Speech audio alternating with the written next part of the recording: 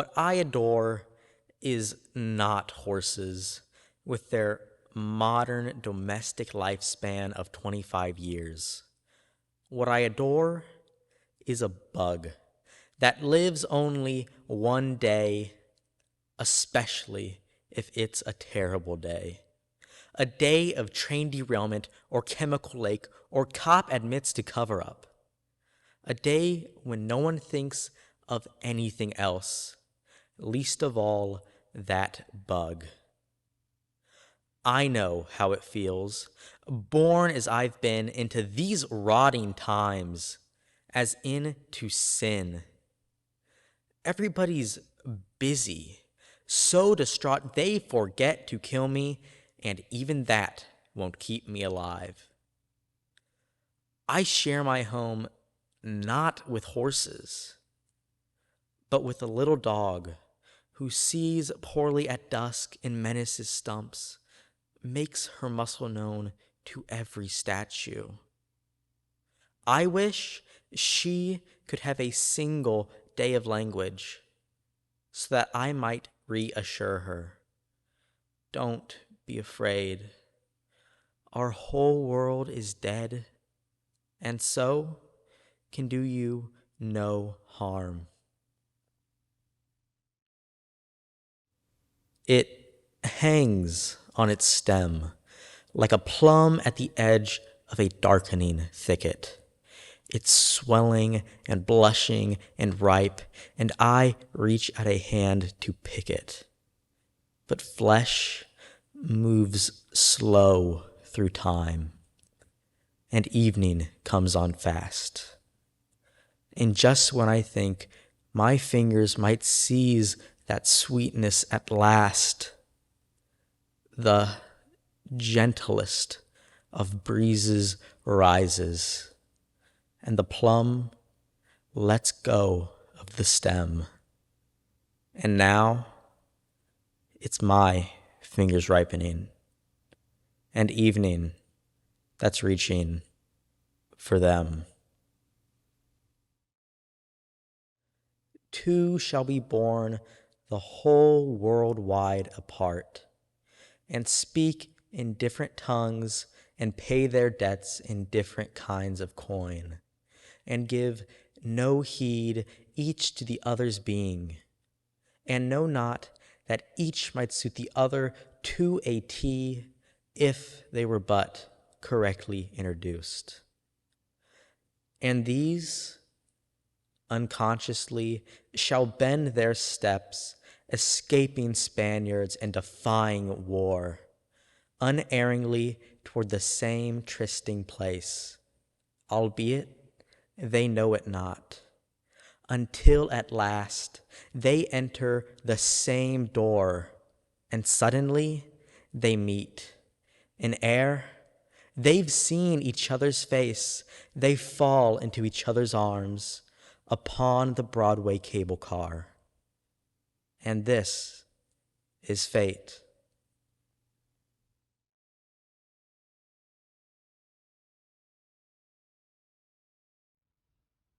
Still living like they orbit one another, my grandfather, the planet, and grandma, his moon assigned by some gravitational pull.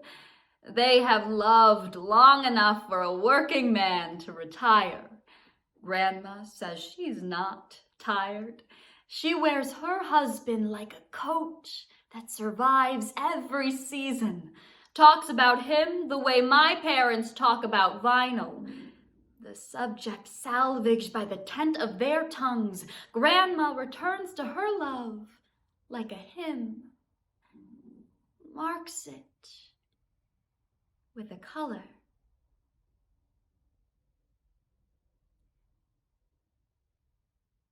When the world ends, will it suck the earth of all its love?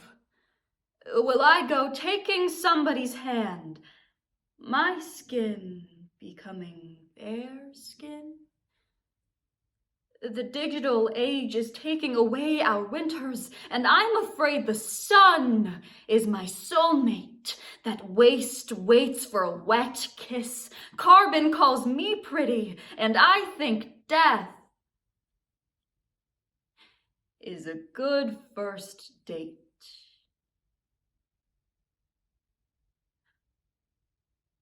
I hope when the world ends, it leaves them be. Spares Grandpa and his game, Grandma spinning corn into weight, the two of them reeling into Western theme songs, the TV louder. Then whatever's coming.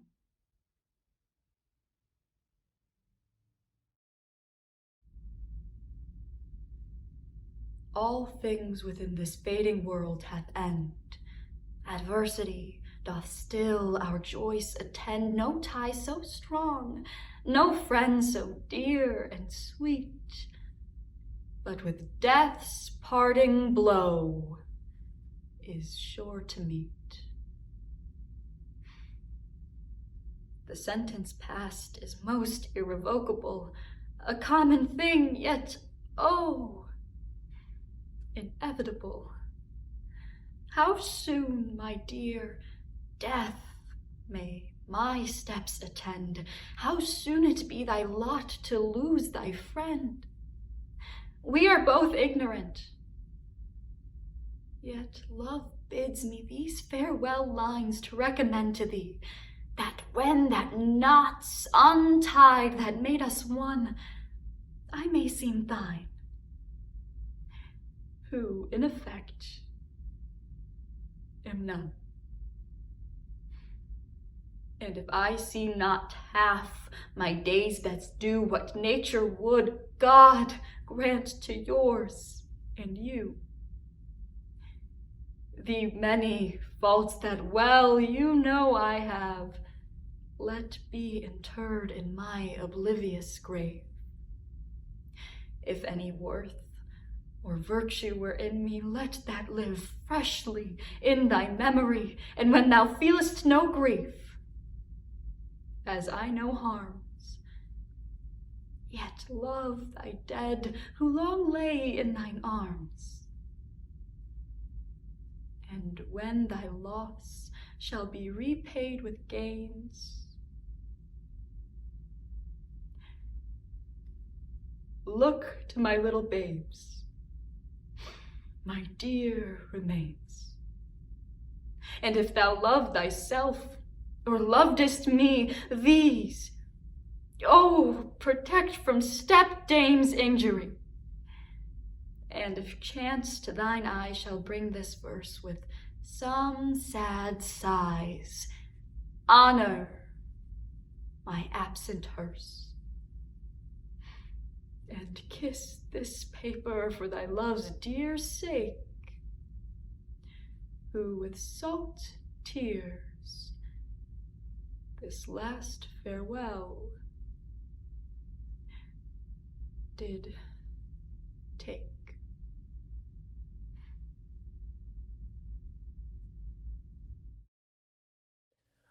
I am offering this poem to you, since I have nothing else to give.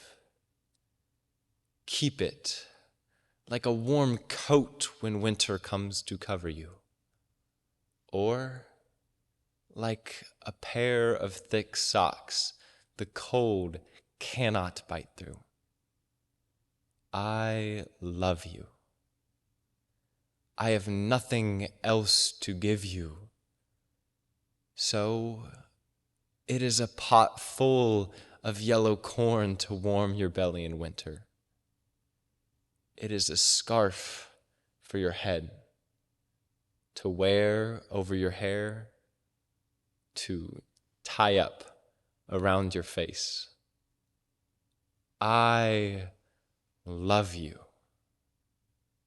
Keep it. Treasure this as you would if you were lost, needing direction in the wilderness life becomes when mature. And in the corner of your drawer, tucked away, like a cabin or hogan in dense trees, come knocking, and I will answer, give you directions, and let you warm yourself by this fire. Rest by this fire and make you feel safe. I love you.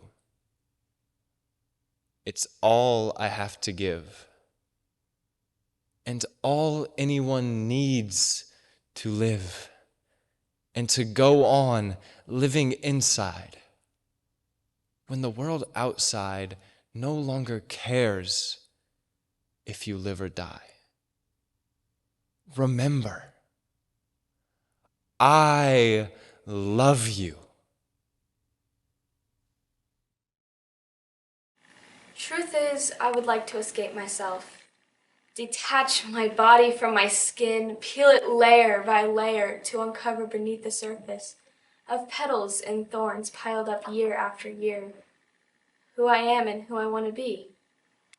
I want to be the flower that grows in dirt, the feather that flies free between the cracks of fences. A wise woman once told me, don't worry about you, worry about who you could be. I want to be the woman that sits on a desk and writes pieces of oceans, rivers on a white space in a place where imagination has no border. I don't mind the human race. I've got pretty used to them in these past 25 years. I don't mind if they sit next to me on streetcars or eat in the same restaurants, if it's not at the same table. However, I don't approve of a woman I respect dancing with one of them. I've tried asking them to my home without success. I shouldn't care to see my own sister marry one, even if she loved him. Think of the children. Their art is interesting, but certainly barbarous. I'm sure, if given the chance, they'd kill us all in our beds. And you must admit, they smell. There's a place I know where the birds swing low and wayward vines go roaming, where the lilacs nod and a marble god is pale and scented gloaming. And at sunset there comes a lady fair, whose eyes are deep with yearning. By an old, old gate does the lady wait her own true love's returning. But the days go by, and the lilacs die, and trembling birds seek cover. Yet the lady stands with her long white hands held out to greet her lover. And it's there she'll stay till the shadowy day, a monument they grave her. She will always wait by that same old gate, the gate her true love gave her. From Blossoms comes this brown paper bag of peaches we bought from the boy at the bend in the road, where we turned towards signs painted peaches.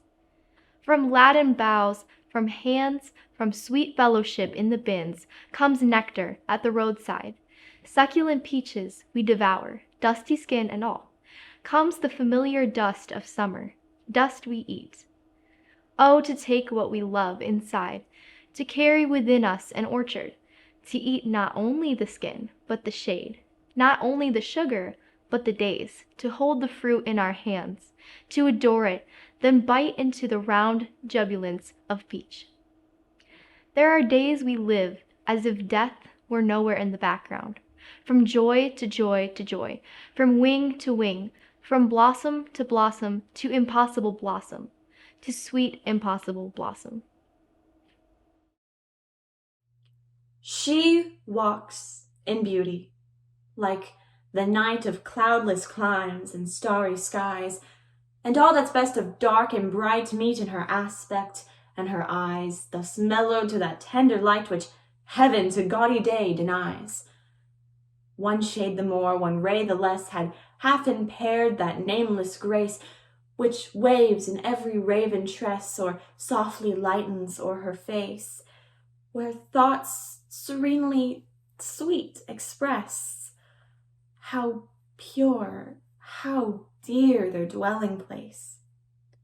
And on that cheek, and o'er that brow, so soft, so calm, yet eloquent, the smiles that win, the tints that glow, but tell of days in goodness spent, a mind at peace with all below, a heart whose love is innocent.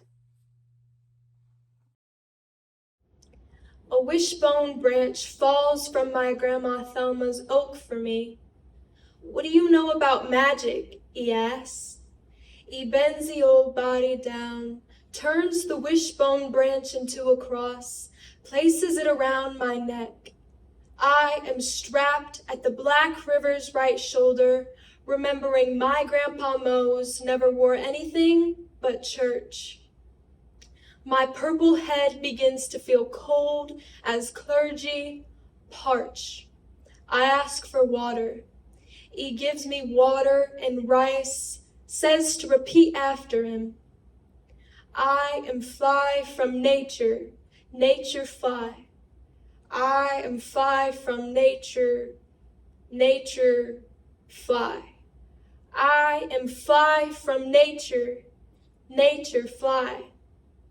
I am fly from nature, nature fly. I am fly from nature, nature fly. I am fly from nature, nature fly. Ah, I get it. It's an affirmation, I say. And he laughs in wind ocean songs. He whispers, do not be trapped by language. He voice begins to beat my chest, cavity in rhythm, chaff threshed from grain, separating me from need. I thought I'd snap that wishbone branch myself. No, I am fly from nature, nature fly. At dusk, gleaming marigolds gathered beneath my feet singing. We were stolen, shipped across the Atlantic. Invasive is a word I heard. Stolen, thrash, thrash, thrash. And we speak in bloom. I come from a country so far away that you may have visited only in your dreams. My face does not bear the pale color of my palms. I don't speak your language at home.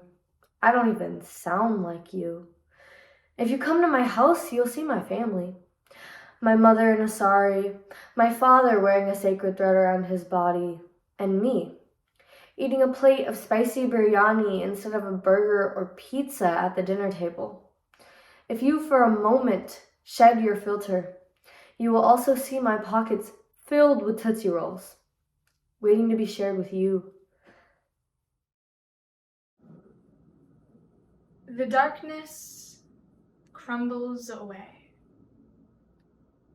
It is the same old druid time as ever. Only a live thing leaps my hand, a queer, sardonic rat, as I pull the parapet's poppy to stick behind my ear. Draw, rat. They would shoot you if they knew your cosmopolitan sympathies. Now you have touched this English hand, you will do the same to a German soon, no doubt, if it be your pleasure to cross the sleeping green between. It seems you inwardly grin as you pass. Strong eyes, fine limbs, haughty athletes, less chance than you for life. Bonds to the whims of murder, sprawled in the bowels of the earth, the torn fields of France. What do you see in our eyes at the shrieking iron and flame hurled through still heavens? What quaver? What heart aghast? Poppies whose roots are in man's veins drop and are ever dropping. but mine in my ear is safe. Just a little white with the dust. I have met them in dark alleys, limping and one-armed. I have seen them playing cards under a single light bulb and tried to join in, but they refused me rudely, knowing I would only let them win. I have seen them in the foyers of theaters, coming back late from the interval, long after the others have taken their seats, in the deserted shopping malls late at night, peering at things they can never buy. And I have found them wandering in a wood where I too have wandered. This morning I caught one, small and stupid, too slow to get away. It was only a promise I had made to myself once, and then forgot, but it screamed and kicked at me and ran to join the others who looked at me with reproach in their long, sad faces. When I drew near them, they scurried away, even though they will sleep in my yard tonight. I hate them for their ingratitude. I, who have kept countless promises, as dead now as Shakespeare's children. You bastards, I screamed. You have to love me. I gave you life. I shot an arrow into the air. It fell to earth, I knew not where. For so swiftly it flew, the sight could not follow it in its flight. I breathed the song into the air. It fell to earth, I knew not where. For who has sight so keen and strong that it can follow the flight of song? Long, long afterward, in an oak, I found the arrow still unbroke, and the song from beginning to end I found again in the heart of a friend. It was not death, for I stood up, and all the dead lie down. It was not night, for all the bells put out their tongues for noon. It was not frost, for on my flesh I felt Sirocco's crawl, nor fire, for just my marble feet could keep a chancel cool. And yet it tasted like them all. The figures I have seen set orderly for burial reminded me of mine. As if my life were shaven and fitted to a frame and could not breathe without a key. And 'twas like midnight, some, when everything that ticked has stopped, and space stares all around, or grisly frosts, first autumn morns, repeal the beating ground. But most like chaos, stopless, cool, without a chance or spar or even a report of land to justify despair.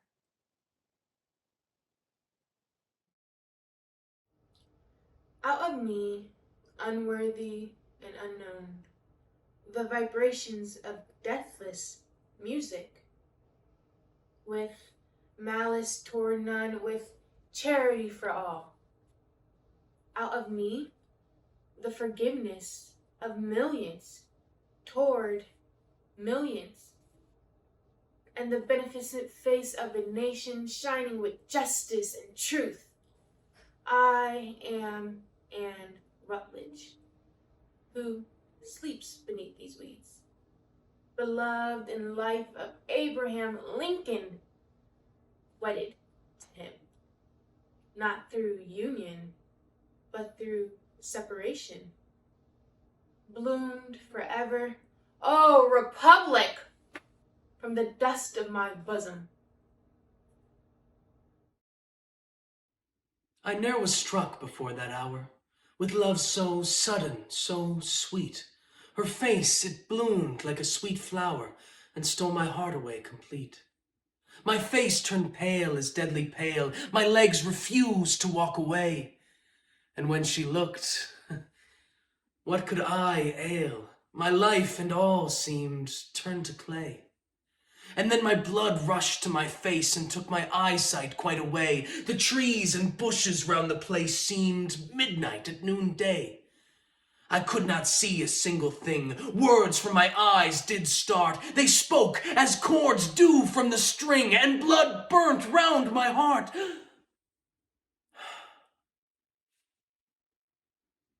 Are flowers the winter's choice?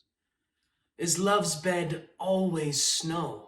She seemed to hear my silent voice, not love's appeals to know. I never saw so sweet a face as that I stood before. My heart has left its dwelling place and can return no more. All nature seems at work. Slugs leave their lair, the bees are stirring, birds are on the wing. And winter, slumbering in the open air, wears on his smiling face a dream of spring. And I, the while, the sole unbusy thing, nor honey make, nor pair, nor build, nor sing. Yet while I ken the banks where amaranths blow, have traced the fount whence streams of nectar flow. Bloom, O ye amaranths, bloom for whom ye may. For me ye bloom not, glide rich streams away. With lips unbrightened, wreathless brow I stroll, and would you learn the spells that drowse my soul? Work without hope draws nectar in a sieve, and hope without an object cannot live.